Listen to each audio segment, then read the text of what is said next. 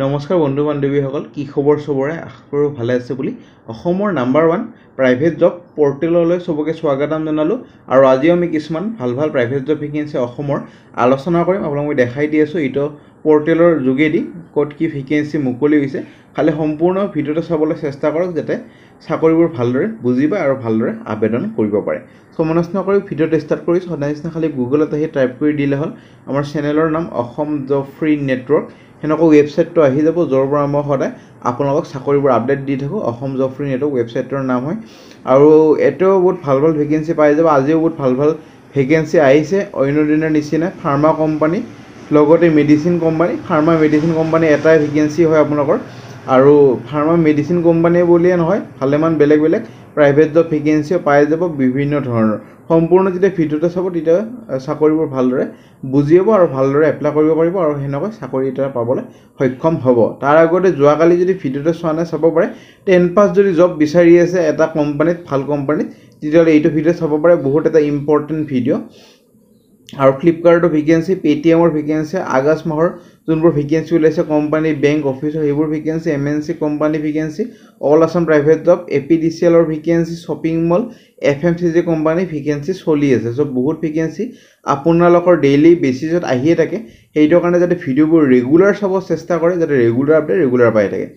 আজি আপোনালোকৰ আহিছে ফাৰ্মা কোম্পানী অৰ্থাৎ মেডিচিন কোম্পানী ভেকেঞ্চি।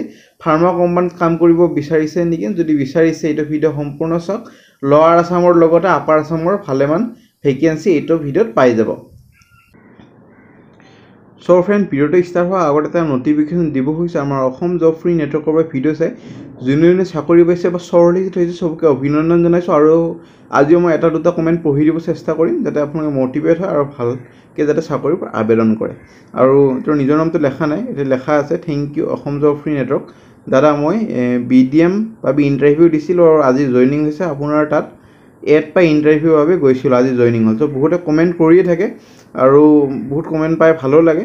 আৰু হিমাক্ষী শৰ্মা তেওঁ কমেণ্ট কৰিছিলে, ৰিয়েলি থেংক ইউ দাদা, মই একেলগে 4-5টা ইণ্টাৰভিউ এটেণ্ড কৰিছিলোঁ আৰু জইনিঙো কৰিছোঁ। বাট এতিয়া ফ্ৰণ্ট অফিচ এক্সিকিউটিভ মেনেজাৰ পষ্টত চিলেক্ট হৈছোঁ, তাতে মাতি আছে জইনিঙৰ কাৰণে। ৰিয়েলি হেল্পফুল আপোনাৰ এড চাই। চ' বহুতে কমেণ্ট কৰিয়ে থাকে, বহুত ধন্যবাদ জনাইছে। থেংক ইউ মোৰ ফালৰ পৰা যে চাকৰিটো চবেই নাপায়, ভালকৈ যদি ইণ্টাৰভিউটো দিয়ে তেতিয়াহে এটা চাকৰি পাবলৈ সক্ষম হ'ব। আপোনাৰ ভিডিঅ' চাই হিন্দুৱেৰ কোম্পানীত চাকৰি পালোঁ। চ' বহুত কোম্পানী আপোনাৰ হাজাৰ কমেণ্ট আহিয়ে থাকে, আপুনি নিজৰ স্ক্ৰীণত চাবই পাৰিছে। চ' ভালকৈ আবেদন কৰক। আপোনালোকে এটা নহ'লে এটা চাকৰি এইটো চেনেলৰ পৰা পাবলৈ সক্ষম হ'ব, এইটো মোৰ গেৰাণ্টি 100%। আৰু আজি বহুত ভাল চাকৰি আছে আৰু আৰামছে আবেদন কৰক। হেডিঙত কোনটো পষ্টৰ কাৰণে আবেদন কৰিছে মেনশ্যন কৰি দিয়ক, নিশ্চয় এটা নহ'লে এটা চাকৰি পাবলৈ সক্ষম হ'বই। আৰু কোনোবাই যদি চাকৰি পাইছে এইটো চেনেলৰ পৰা চাই এটা মোক নিশ্চয় কমেণ্ট কৰি জনাব, সেইটো আমি নেক্সট ভিডিঅ'ত পঢ়ি দিব চেষ্টা কৰিম যাতে বেলেগ কেণ্ডিডেটবিলাকক মটিভেট আৰু ভালকৈ যাতে চাকৰিবোৰ আবেদন কৰে। চ' প্ৰথম ভেকেঞ্চিলৈ যাম। প্ৰথম ভেকেঞ্চি হোজাই ডিষ্ট্ৰিক্টৰ পৰা আহিছে। হাজি আব্দুল মাজিদ মেম'ৰিয়েল নাৰ্ছিং স্কুল এখনৰ পৰা আহিছে। নাৰ্ছিং টিউটৰৰ ভেকেঞ্চি 3টা আছে। আৰু এইটোৰ কাৰণে এলিজিবিলিটি হ'বৰ কাৰণে BSc নাৰ্ছিং পাছ কৰা হ'ব লাগিব আৰু মিনিমাম এটা 1 year অভিজ্ঞতা লাগিব। ৰেপুটেড হস্পিটেল বা নাৰ্ছিং স্কুল কলেজত আপোনালোকৰ এডুকেশ্যন পঢ়োৱা, মানে টিউটৰ হিচাপে কাম কৰা। আৰু ডিজাইৰেবল MSc নাৰ্ছিং যদি আছে ইন মেডিকেল, চাৰ্জিকেল নাৰ্ছিং আৰু গাইনেকলজি, তেতিয়াহ'লে আবেদন কৰিব পাৰে এইটো চাকৰিৰ কাৰণে। মিনিমাম আপোনালোকৰ BSc নাৰ্ছিং হ'লে 22,000 আৰু MSc নাৰ্ছিং হ'লে 25,000 পাব। চ' যোগাযোগ কৰিব পাৰে। আপোনালোকৰ ইমেইল ID দিয়া আছে প্ৰিন্সিপালৰ সৈতে, আৰু ইমেইল ID কণ্টেক্ট নম্বৰ গোটেইখিনি দিয়া আছে। নে ভেকেঞ্চি আপোনালোকৰ আহিছে ফ'ৰ্চ মটৰৰ পৰা ভেকেঞ্চি, এটা শ্ব'ৰুম হয় ফ'ৰ্চ মটৰ, গুৱাহাটী, নগাঁও আৰু তেজপুৰৰ কাৰণে ভেকেঞ্চি। এইটোৰ কাৰণে ডাইনেমিক আৰু result drive and sales executive, team leader আৰু ৰিচিপশ্যনিষ্টৰ ভেকেঞ্চি। এইকেইটাৰ কাৰণে গ্ৰেজুৱেশ্যন কৰা হৈ আছে যদি এলিজিবল হৈ যাব। চ' ইমেইল ID দি আছে, কণ্টেক্ট নম্বৰ দি আছে। 13 আগষ্টৰ ভিতৰত আবেদন কৰক। আৰু ইমেইলৰ থ্ৰু যেতিয়া আবেদন কৰিব, যিহেতু 3টা ভেকেঞ্চি আছে আৰু 3টা লোকেশ্যন আছে, কোনটো পষ্টৰ কাৰণে আবেদন কৰিছে আৰু কোনটো লোকেশ্যন, এইটো ব্ৰেকেটত লিখি দিব যে তেজপুৰৰ কাৰণে আবেদন কৰিছে নে নগাঁও নে গুৱাহাটী। চ' মেনশ্যন কৰি দিব। সেনেকৈ ইণ্টাৰভিউৰ কাৰণে যদি মাতে পিছলৈ যাব লাগিব। নে ভেকেঞ্চিলৈ যাম। নে ভেকেঞ্চি আপোনালোকৰ direct walk in interview for dual post মানে দুটা ভেকেঞ্চি আছে এটা আছে একাউণ্টেণ্ট এটা আছে গ্ৰাফিক ডিজাইনাৰ প্ৰিণ্ট মিডিয়াৰ কাৰণে একাউণ্টেণ্টৰ কাৰণে বিকম পাছ আৰু 2 বছৰ অভিজ্ঞতা আৰু গ্ৰাফিক ডিজাইনাৰৰ কাৰণে আপোনালোকৰ গ্ৰাফিক ডিজাইনাৰৰ ডিপ্ল'মা এখন হ'লে হ'ল আৰু 2 বছৰ এটা অভিজ্ঞতা লাগিব ইমেইল আইডি দি আছে কণ্টেক্ট নম্বৰ দি আছে 13 আগষ্টৰ ভিতৰত আবেদন কৰিব পাৰে এনে ভেকেঞ্চি সেলছ এক্সিকিউটিভৰ ভেকেঞ্চি এটা ৰেপুটেটেড ফুড বেছ কোম্পানীৰ পৰা গুৱাহাটীৰ salary accordingly to market standard হিচাপে পাব কোৱালিফিকেশ্যন গ্ৰেজুৱেশ্যন হ'ব লাগিব 2 বছৰ ফুড ইণ্ডাষ্ট্ৰীত কাম কৰা অভিজ্ঞতা লাগিব ফৰ ইণ্টাৰভিউ কণ্টেক্ট কৰিব দিছে ইমেইল আইডি দি আছে 13 আগষ্টৰ ভিতৰত আবেদন কৰিব পাৰে এনে ভেকেঞ্চি ফাৰ্মা কোম্পানী যোনটো আপুনি ৰখি আছিলে আৰু আপোনালোকৰ এৰিয়া মেনেজাৰৰ ভেকেঞ্চি ডিব্ৰুগড় গুৱাহাটী আগৰতলা ডিমাপুৰ এইটো কাৰণে এক্সাইটিং পেকেজ পাব PF accidental insurance medical insurance bonus incentive আৰু কোনো টাৰ্গেট নাথাকে আৰু এনেকুৱা ধৰণৰ চাব পাৰে বস্তুখিনি